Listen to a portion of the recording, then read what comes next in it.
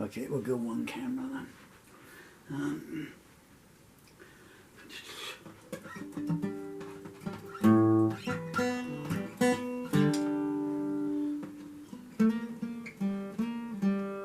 Oh, there. Yep.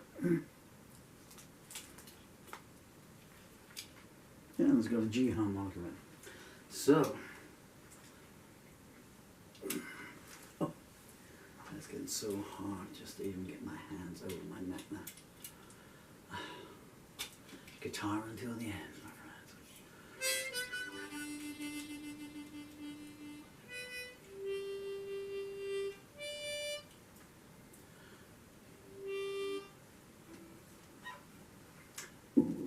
Here's a song written by the most beautiful woman in the world. Oh, where in the world? She's 10. My amazing daughter, Emily.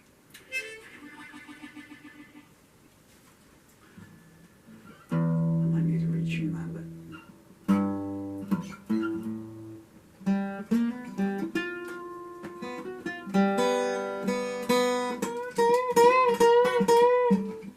We need to retune them all.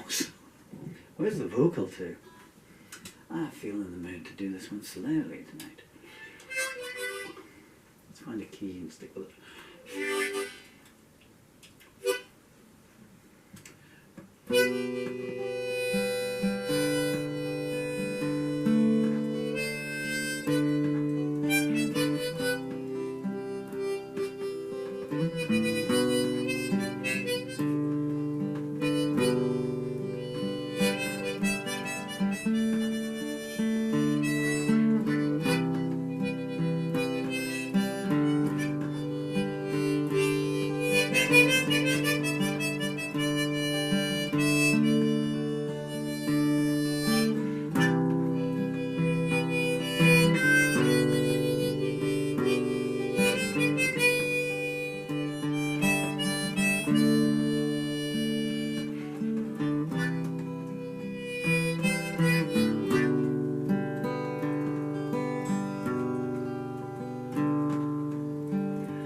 Where does the sun go to at night? I need to know if that's alright. Does it sing into the sun's lake? Well, what kind of mysterious shapes would that make?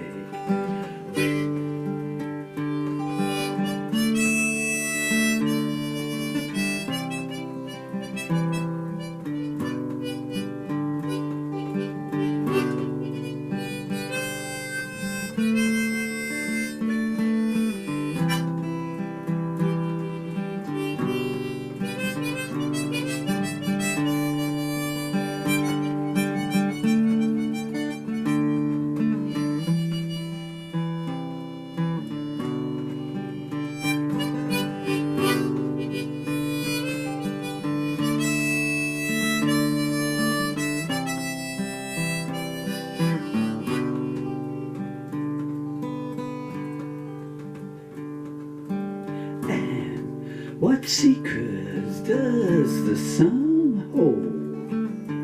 I guess I need to wait to be told. Does it turn into the moon? They say if I'm patient, I'll find out soon.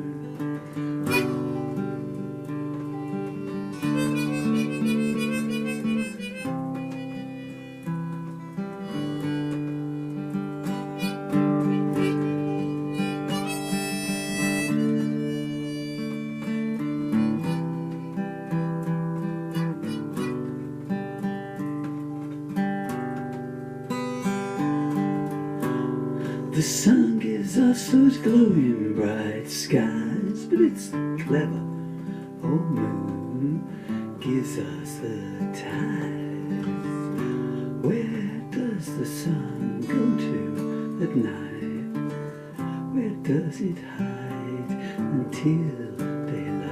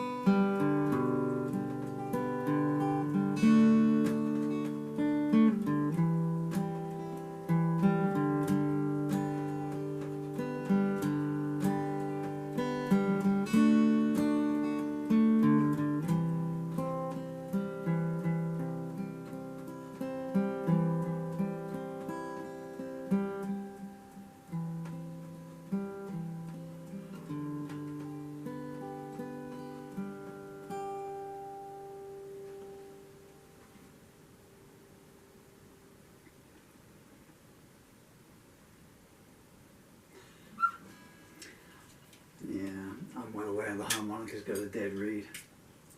Whoa, can you hear that?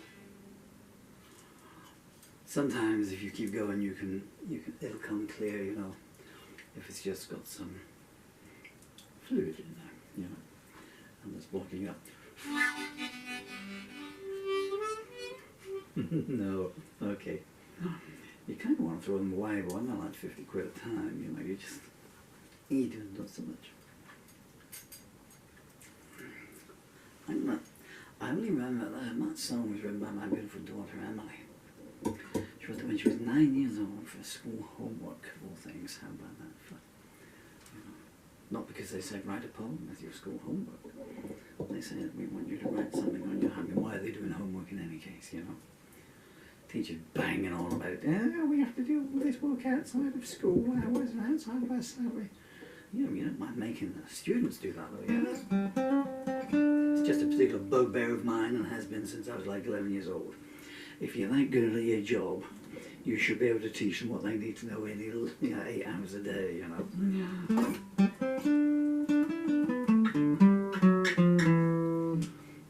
But, what was I saying? Oh yeah, so I wrote...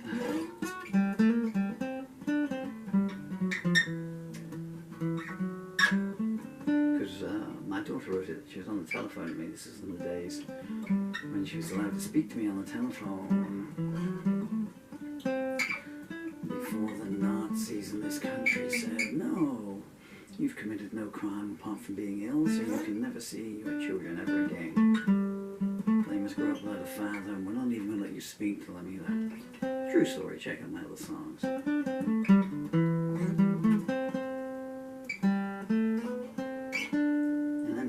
Down the telephone to me. At one point she said to me, you can help with the lyrics if you like that, or you can help with the words if you want that. Because it would be a poem, you know, at that point. So I gave her, you know, in the second verse I gave her a suggestion for a line. And she went, yeah, alright Dad, you know, she's like, yeah. Your time is done, man, you know, we're the new generation, and we got something to say. Hey, hey, we're the Murphys. People say we're Murphy and Round. And all I can remember is the title, so the next day I wrote my own verses to that. But fortuitously, because the 1 hour a week that I'm allowed to talk to my children is so precious to me, I tend to film them.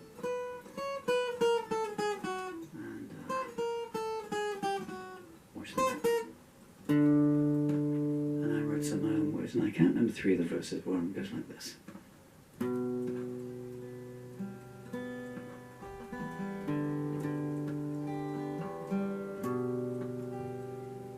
Where does the sun go to at night?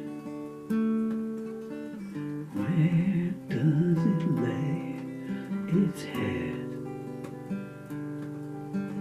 Is it like me, sleeping tight, with dreams dancing round its bed?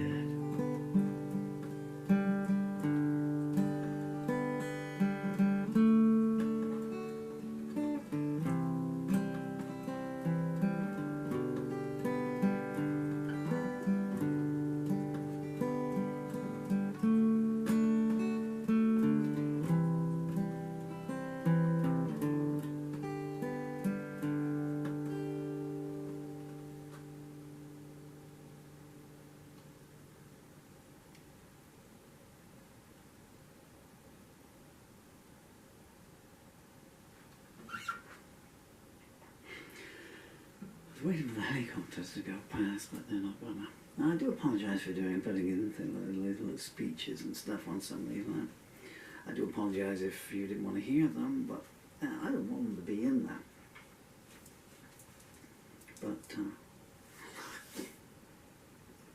But my time is over and done. You can see that, you know, there's nothing left of me as a human being now. I've rotted away to nothing. But unless someone does a change for this, then other people who will get ill and become disabled, and their wives go, okay, I can either divorce you now and I'll get a lot of money, or I can sit here and nurse you and wipe your bottom and watch all the savings go down, and you're going to die in any case, and it's better that I have some holidays and stuff, you know, so I'm off, and you'll never see your children again. So it would just keep going on. I don't want there to be anyone else. I keep getting criticised for banging on about the NHS. I went to our hospital. I waited 11 months for a neurology appointment. You can go to Musgrove and it's a month wait. You can go to Yeovil and it's a 6-week wait. So that's 8 miles that way, 35 miles that way. They put me to a clinic 65 miles away where the waiting list is 12 months. I got in just under. Maybe someone else died waiting for theirs to come up. So I got in 11 months and 10 days. And what happened? This amazingly overpriced neurologist went, oh yeah, you've got no arms, you've got no legs, and you can't swallow. This isn't my department. Back to you, because they didn't think that we would live. And not suggesting you're going to come down with a neurodegenerative disease. They're quite rare. What's not rare is the mindset in amongst these hospitals that when they make a mistake, they will just delay everything until the victims die and can't give any evidence. And that's not any grand conspiracy theory. You can Google the BBC website. It comes up, there's 3,000 of us now. It was 2,000 when I first checked on the BBC website. The neurology scandal, and they can only do the BBC, well, I don't have a great affection for. I've given them lots of audio recordings that they've never used. Do you tell the doctor you're recording this? Do you think that we would have been able to catch them guilty red-handed if I told them in advance? You know, they just curtailed the appointment and booted me out. Oh, I don't freaking use this then if you didn't say you're recording it. I know, but they can bring in a trainee, you know, as a witness on the trial. I loved it when I got there and she said, well, I've got this one, this lady, I've got Georgina here, she's a trainee, she's going to sit in with us. And this bloody woman, she'd left a lanyard facing on, I guess, you know. So, and she was the manager at, you know, just make sure, you know. So the two of them want to make, again, I record it. It's the mindset. When you have doctors who will cover up their colleagues' mistakes. That's, you know, I got your back, Jack, and the patients can wait further down the track. And it could be your daughter next, where they make a mistake, and they were just hanging out until, you know, the worst happens and stuff, you know. Or something's happened to one of your children, you know the case I'm talking about. And literally, you know, the boss says, I've got your back, without having seen any evidence and before the investigation's done. And how many babies is it now? 27 more being investigated. So that's why I keep doing this. I don't know what the answers are. I can tell you that in the last month I have been copying my own MP, who is a Liberal Democrat, on all the communications between myself and adult social care. and I've been copying the Yeovil MP, who's also a Liberal Democrat, because that's where they're based. And I've been copying Nigel Farage as well. Nigel Farage's office did get back to me and acknowledge, and there was a brief communication. The Liberal Democrats had no interest at all. And I'm saying, I've got audio recordings of patients being threatened by hospital staff, being attacked by hospital staff. It's over there on the voice recorder. They don't want to know. The Yeovil MP did tell me that he couldn't intervene because I'm not his constituent. Well, where do you think frickin' Yeovil Hospital's to then? So we're going to wait for them to threaten to kill one of your constituents and even vote for you and get you your salary. I'm going on a bit too much here. As I say, it's just because I don't want it to happen to you or anyone, wherever you're to in England. You know, they're all the same, because it's the mindset. All these hospitals, like this hospital that I was in a week ago, 2 weeks ago now. And at one point they came and said, can we get you a drink? They give you a drink. And that's not because they're full of the milk of human kindness. It's because if you can take one sip of a drink, then legally they can send you home. to an empty house with no one there to look after you, no one to care for you, no heating, no food. Now, someone making you a drink, they sent a 92-year-old woman home in a taxi at 1 o'clock in the morning because she could take one step unaided, and they made her a drink and gave it to her. But how do you make the drink at home? If someone gives you a drink, that's one thing, especially if it's in a baby cup like they give me. But how do you actually get to make that drink if you're 92 years old and frail and have to use a walking frame? You know? You can't do it. You drop the cup, you scold yourself. Yeah. I don't have any answers, but that's for the next generation along, and with apologies for my generation. This has gone on a bit, hasn't it? Meanwhile, President Putin's threatened a sink all our undersea, well, already sunk all our internet cables, so you might never get to hear this.